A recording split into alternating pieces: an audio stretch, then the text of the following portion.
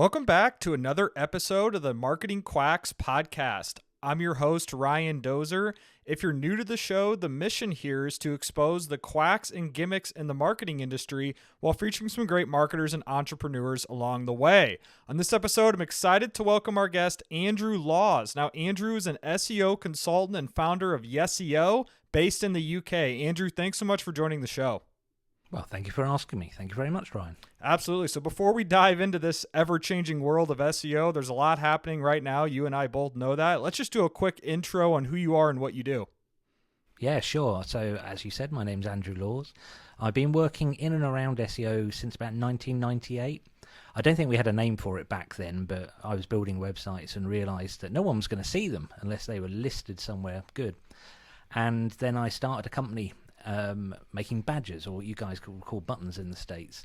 And I had no marketing budget. So I launched the company purely on SEO, and they're still the biggest badge company in the country 25 years later. So I caught the SEO sickness when I was young, and I'm yet to shift it. Yeah, so I was going to talk about how you got started in SEO, because a lot of SEOs that I talk to, it's really, really interesting to hear how they figured it out. I had one guy who was a police officer and found SEO through his database. I had another guy who found it through DJing. So what was kind of that light bulb moment that you had when you first started in SEO to think to yourself, wow, this could be something here? It was the realization that it has a real element of David versus Goliath. I'm as a musician, I'm still a performing musician, but I'm originally from the DIY punk scene, where if you want something to happen, you make it happen. So launching this badge making company, I was up against companies with huge budgets, very, very well established companies. And there was me, a cheap badge machine, and SEO. And it very quickly dominated the market. And I just thought, hey, I like this. This is the opportunity. This is the early days of the internet. This is the opportunity to democratize opportunities. And it's still what I really enjoy now. I love working with small companies who are really passionate and really good at what they do, and just helping them grow using brain power, their brain power and ours. It is a very David versus Goliath situation, especially today when you have the Forbes and the Reddits of the world and all the other crazy stuff going on. But before we dive into any of that, what separates Yeseo from the hundreds of other SEO agencies out there in the world? Not unlike the title of this podcast, we are anti-BS. We don't use acronyms. We give our clients clear reports, and we're here to show that actually SEO is hard work. The intelligent part of SEO is knowing which bits to target first, but it isn't a magic switch you flip at all. So yeah, our ISP is, we call it the 4 T's: tenacity, tact, transparency, and I've forgotten the other one. That's bad, isn't it? There's another one. There's another T, which is really... it's probably just like cups of tea. Yeah. Well, it's all good. This is the Marketing Quacks podcast, man. It's authentic. We don't edit stuff out, so I appreciate that. Cool. So yeah, that's cool. So let's talk about the shakeups happening in SEO right now. So what are your general thoughts just on search results today? I think the quality has dropped. It's something that a lot of people are noticing, and I love kind of watching the reaction to these kind of changes, especially on LinkedIn, because so much about search engine results is subjective to the searcher and is tailored to them, allegedly, not very well, by Google. But when you see so many people complaining, it's kind of fun. This sort of about turn, this pivoting in SEO, I genuinely think is one of the things that keeps it really interesting. It certainly keeps me interested. Yeah, absolutely. And I've always seen people complain. I mean, I really started diving into SEO probably 2017, 2018. I remember the BERT update was kind of the first one that I had experience with. But now I look at right now and it seems like almost every other channel, someone's complaining about something, but it's validated, right? I mean, let's talk about AI overviews. First off, what are your thoughts on AI overviews and kind of how it evolved from SGE when Google first announced that? We haven't massively got them here in the UK yet, but obviously kind of reading up about it. The frustrating thing in SEO sometimes is that the way the rollouts happen, you don't always get to see the latest version of Google, even if you try with a VPN or whatever. My opinion is that much like when knowledge graph things, so schema, when bits of your website started appearing in Google search results, that flipped a lot of people out and made a lot of people quite cross. And generally, when something this big happens in Google, it's going to get better. I always think that when these big changes happen, they're always at the worst they're ever going to be. So personally, I embrace them. I think one of the joys of SEO is embracing the chaos. Because if you stick to the core tenet of SEO being a tool to amplify things that are already excellent, businesses that are already really got their stuff together, then this sort of shift might take the wind out of your sails for a little while. But ultimately, Google's aim, I would hope, is to just bring the best to the fore anyway. Yeah, absolutely. Well, at the end of the day, the shareholders are the ones that always talk of Alphabet Inc., right? If revenues are up, then they're probably not going to change much. But if revenues come down, then you're going to start seeing some changes. I'm very aware that I am a slightly optimistic SEO consultant. What's your opinion? What's your take on well, not just SEO, on AI overviews? Search? Yeah, I mean, there's just a lot going on, man. It's kind of unethical in my opinion, how they're just scraping all the websites and kind of formulating their own answers with AI overviews and taking away all the traffic from other sites when they just stole their content to begin with and now they're using it as their own. I also wonder about the PPC side because Google ad revenue. So I manage a lot of Google ads accounts. That's one of their top, if not the top revenue generator for Google. So now I question, well, how are they going to sustain that ad revenue if they're having AI overviews with a lot of these informational queries? So those are kind of my two high level thoughts. It's funny. The one thing that I always remind myself about Google is they don't know what the hell they're doing.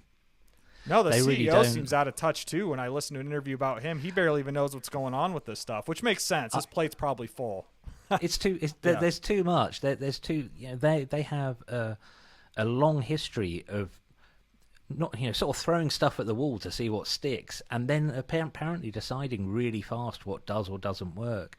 And it feels like at the moment they're trying to do all the things at once. They're trying to ride a unicycle while spinning plates, whilst cooking a roast dinner. I also think it's a panic button they hit when OpenAI kind of came to the field with ChatGPT, and now I'm sure you've heard the news of them formulating a new search engine to compete with Google. I think this is all part of that. It's going to be interesting. When I first started, we used to have to optimize for lots of different search engines, and it was a challenge, but I'm also relishing the fact that Google might not be the biggest. I mean, they're like a tick. They're pretty well burrowed in here. But, the web tells us that things can change quickly. I'm really looking forward to seeing what OpenAI do, because at the moment, they have the capacity for inaccuracy just as much as Google does. Google themselves are saying, don't make big decisions based on AI-assisted search. Do you think they'll compete with Google, OpenAI, with their new search engine? Who knows? They're coming at things from an angle that I want to know sort of how OpenAI got to market first, because Google are such a big entity, but we've seen it before. During COVID, Zoom apparently came out of nowhere and took away a 20-year dominance that Skype had. It happens. This is one of the exciting things about working in tech, is that we're never quite sure what's going to be. If you equate it to music, no one knows what's going to be number one in the Billboard in 6 months' time. For sure. It could be something like we've never heard and nobody's considered. And I think with OpenAI, at the moment they are fighting hard to keep their brand loud. I'm quite skeptical about even stuff like kicking out the CEO and things like that. They're keeping the brand loud, but they've got to learn how to sustain that. Google learned how to sustain it, and that's why they're still there. But at the moment, with anything around search and just general information, it's still a case in my mind that no one's really cracked it. This is just regurgitation. This is not doing something new. Since the very first indexing and first search engines way back in, I guess, the early 90s, nothing has changed. All the Google updates, I sort of lose track of some of them a bit, because I see a lot of the updates as just Google getting better at sorting the wheat from the chaff and getting better at understanding. But I also quite like the fact that people at Google regularly throw their hands up when they're asked questions and they say, we don't know. It's all we a don't machine. know what's going on. Yeah. Yeah, exactly. Yeah, So, absolutely. yeah, There's a few things that come to my mind when I talk about the OpenAI search engine. The first one too is Microsoft, right? So Microsoft is obviously the biggest investor behind OpenAI. ChatGPT wouldn't exist without Microsoft, and a lot of people realize that. So then it comes back to, well, they have Bing. Are they going to sacrifice Bing and use all the data from Bing to help this new search engine? I mean, what's going to happen there? OpenAI released a new model, GPT 4.0, completely for free to the public. You don't even have to pay $20 a month anymore. And I think the play there is to try to collect as much user data as possible, get people into their system so then they can start training the search engine with all that data. Those are my kind of high level takes on the whole thing.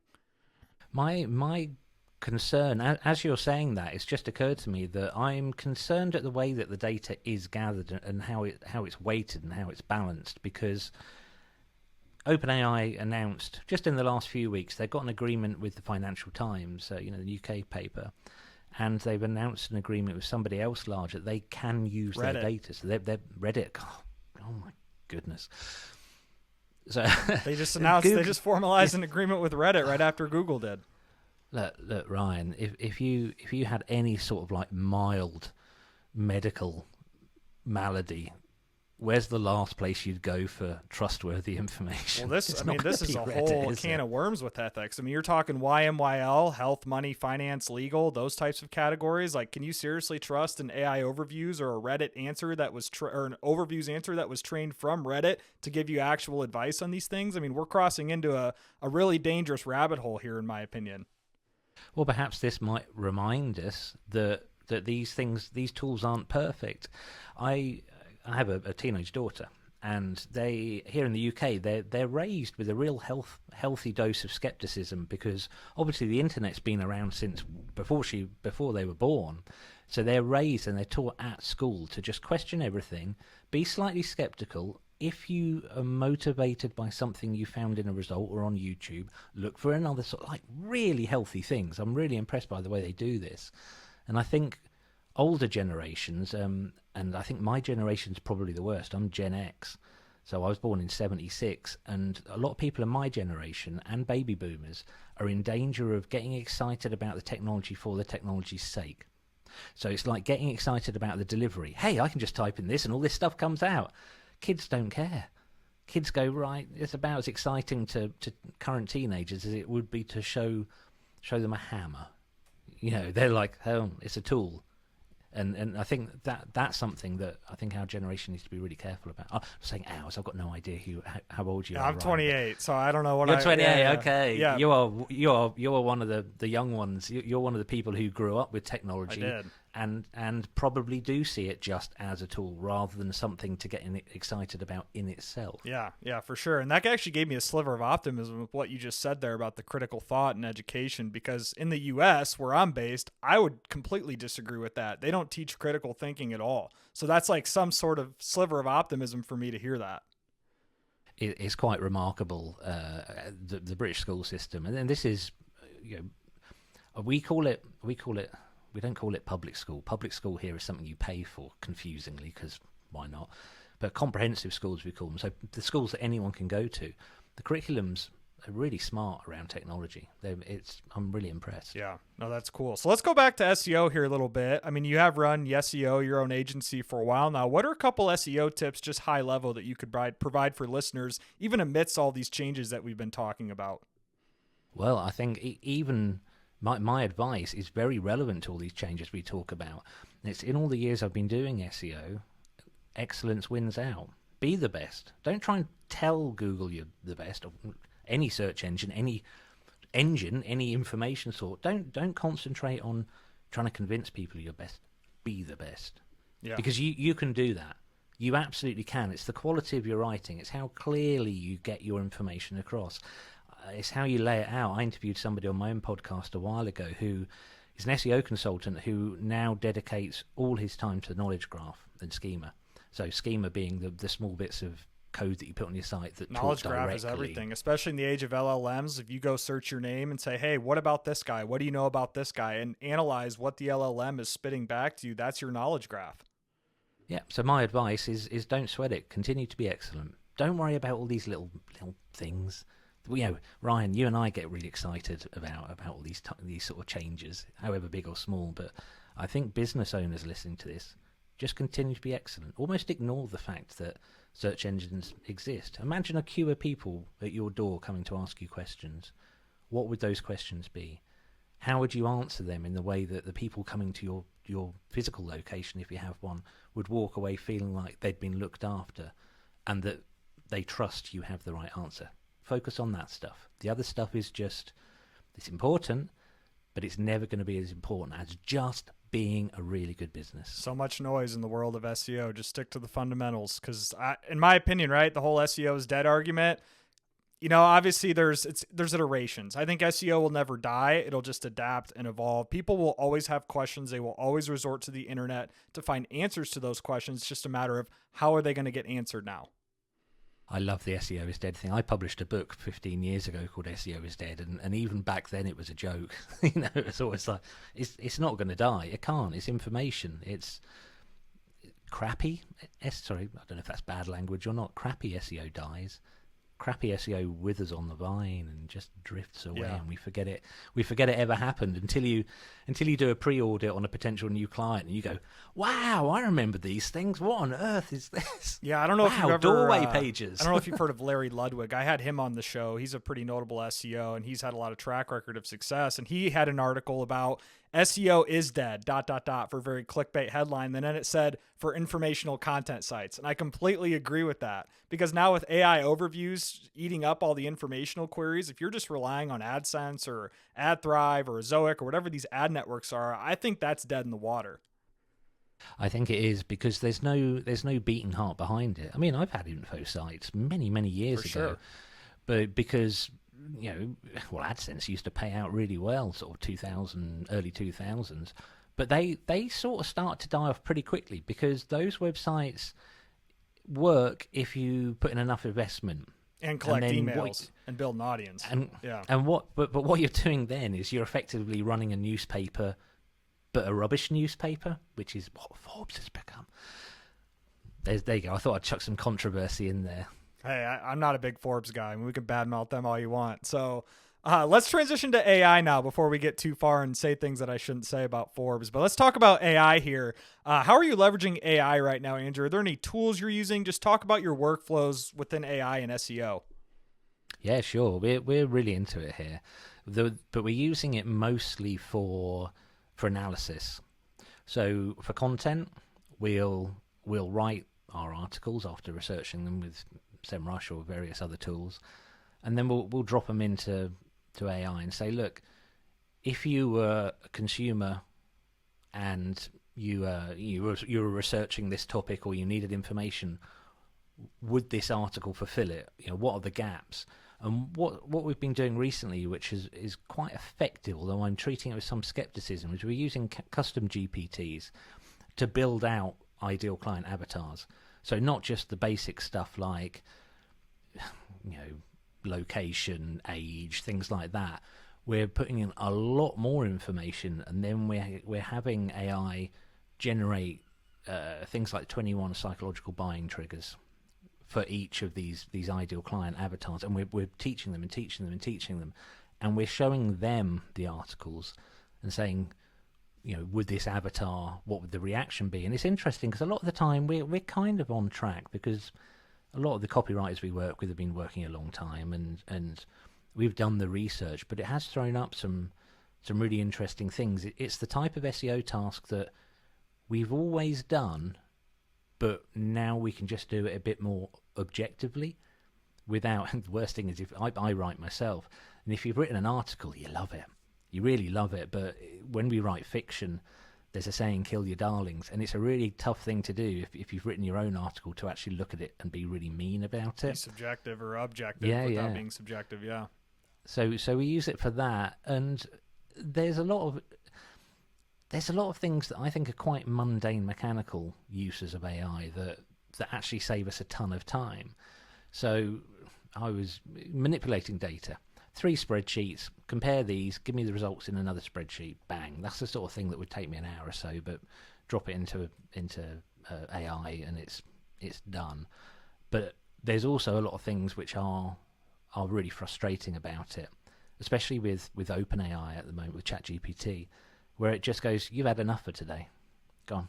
Sit down. The limits? Go make Talking yourself about the a cup of limits? tea. Yeah.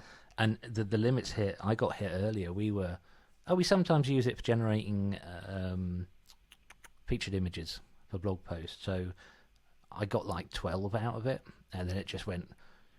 There's a message that basically says, in a polite way, look, you're hogging all the space in the fridge. Other people need to put pickles in there as well. Yeah, I was like, right.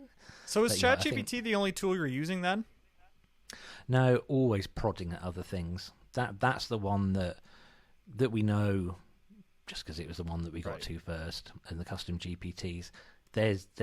We've got quite an insatiable appetite for other things. I was even going to have a look at Grok earlier today, which is, I still find the weirdest name for something. The reason being is that it's been a running joke in the music world for years that Grok is Korg backwards. And I always wonder with Elon Musk, does he know these things? Is he like trolling us? Yeah. I don't know. I haven't had much luck with Grok, to be honest. I'll give you this. I think it's available in the UK. Claude 3, especially Claude 3 Opus, the paid tier model, I think that compares with GPT 4.0 right now.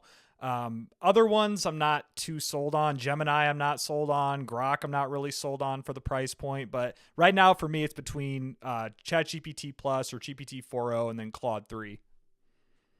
I'm always on the lookout. I don't have much brand loyalty to GPT at the moment, any more than, I would still read the books that helped me to learn to read. Yeah. It's a stepping stone, and I think that there's probably a lack of loyalty in the market as a whole because they're not doing a lot to love us. Going back to my point about about SEO, the core being build trust with your clients, be excellent. I'm not seeing a lot of that. This race to get everything out, we've seen before. We saw it in the early 2000s, and that led to a big crash. I think there will be an who AI knows? bubble just like there was a .com bubble. Oh, there has to be. There's so much money being thrown into things. There's I'm not going to name it, but there was a writing tool, an AI writing tool that had a phenomenal amount of investment, and then when ChatGPT got good, I imagine it pretty much wiped it out. Was it And Jasper? You may think that I couldn't possibly. Well, I don't know why I'm being defensive. Yes, Yeah. Jasper. I used But Jasper before. That was kind of my first iteration of AI, kind of full scale. And then ChatGPT came out. I'm like, what is this? And then it obviously diverted over there. It's. I like the way Jasper was doing it because Jasper was essentially doing it in a way that made it much more intelligent. People are really kind of getting het up and getting upset about content generated by AI, and I think it's because you go to GPT and start a new chat and say write me an article about fish, you're going to get a terrible article about fish. But what Jasper did was it asked you for so many prompts and it asked you for so many different things that it just made the content much better. I mean, it still didn't pass any AI content text. Well, some of it did actually. We're using boss mode. I remember boss mode. Yeah, I hammered out. One of the joys of SEO is playing with stuff on our own websites. But a lot of people in SEO have test sites, and we certainly do. I wrote a 6,000 word article about something which was quite a complex topic, and I timed it. I did it in 3.5 minutes in boss mode. Absolutely, boom! And I put it on the website. Google crawled it, never indexed it. Couldn't get it indexed at all. That doesn't because it was. Yeah, that doesn't surprise me. But yeah, Jasper. I mean, that's awful. that's definitely a blast from the past, man. And they're still around, so we'll see what's going on with them. But outside of what we just talked about with AI tools, I mean, what are some AI trends that you see happening here in 2024 as kind of all these SEO shakeups are happening? I think there's going to be another boom of terrible content sites, regardless of the fact that Google is making a lot of noise about not de-indexing, but giving them less preferential treatment in search results. I think it's just too tempting for a lot of people to generate a lot of these sites, and they're probably going to be wasting their time because I say they don't have the beating heart, the soul of a real business behind them. Apart from that, I'm gonna have to be honest and say I don't know. I I like that honestly answer. don't know. Yeah, I versus don't know. trying to BS something where, I mean, let's be honest, no one knows unless you're behind the scenes at OpenAI or Google or whatever. I mean, even those people probably don't know to some extent. But I mean, me and you, we have no idea. We can only make, predictions based on historical outcomes. And the historical outcome is do good stuff.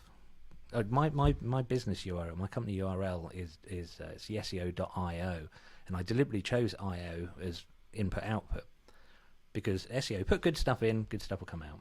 Yep, quality inputs That's equal it. quality outputs. That's the name of the game. There you go.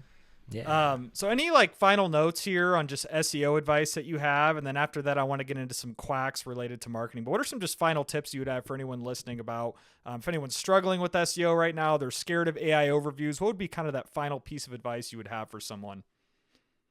Get your house in order. Just be the best you can. Be excellent. Yeah. That's great advice. So let's talk about Quacks now, Andrew. This is the Marketing Quacks podcast after all. What are some marketing tricks or gimmicks that you see in the SEO space that just kind of make your blood boil? A over fascination with on-site audits and the email messages or the messages that come out saying we've spotted 100 issues with your website. That really bugs me because it plays to the innocence of people who don't understand SEO. Most websites have got hundreds of on-site SEO things, but they don't matter. You can't. If you worry too much about how many images don't have alt tags or whatever like that, you're fiddling while Rome burns or whatever. Your focus might be in the wrong place because there's more fundamental things to look at. Anything that tries to sell SEO based on the ignorance of the buyer, that troubles me. Yeah. That really irritates me. And it's just such a black box too, right? You have all these people in foreign countries, not UK, of course, but India and, and China and Pakistan and Philippines, basically trying to take advantage of these small business owners in the US. I see it all the time. I'm sure it happens in the UK where they give you these shitty websites and they make you pay, $3,000 to $5,000 a month, but yet there's no promise on ROI or anything that's granular, in my opinion. So I mean, there's so many shammy and shady agencies that exist with SEO. I'm working really hard at the moment with. I'm working with a digital delivery coach. I'm going to shout him out. Look up John Munson. It's Munson. John Munson. And I'm working with him because I've identified that I want us to know in our hearts that we're the best SEO agency. And a part of that is I'm working with John to help make sure that the way we deliver is consistent, is exceptionally high quality, it's efficient, because efficiency in my business benefits my clients, but also so that to ensure that clients know they're getting good value. Because, the olden days of... Right, there's two things that still happen, and I cannot believe they still happen. The first one is clients contact me, and as a part of the due diligence, I check. We check when the domain name needs renewing.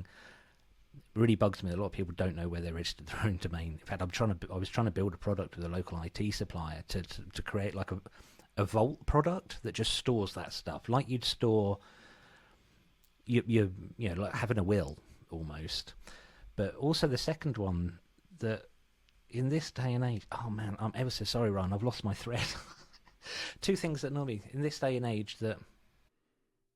Mine is like kind of I mean, there's a lot, but mine lately are kind of like the scammy SEO people. I won't name any names in particular, but I'm sure you've seen some of these people on YouTube or Google or whatever, where they're basically just always trying to find like a quick workaround, and then they gather a huge audience, the get rich quick mindset audience, where it's like, create 1,000 AI blog posts in 10 seconds, and oh my God, half of them rank. Well, then Google de-indexes those a week later. So now you've just wasted time and money trying to chase these little shortcuts, but then you also technically just wasted about a month, if not years, trying to chase shortcuts when you should have just focused on the fundamentals from day one. That's one of my biggest urges. Ryan, you hit it. That is pretty much what I was going to say.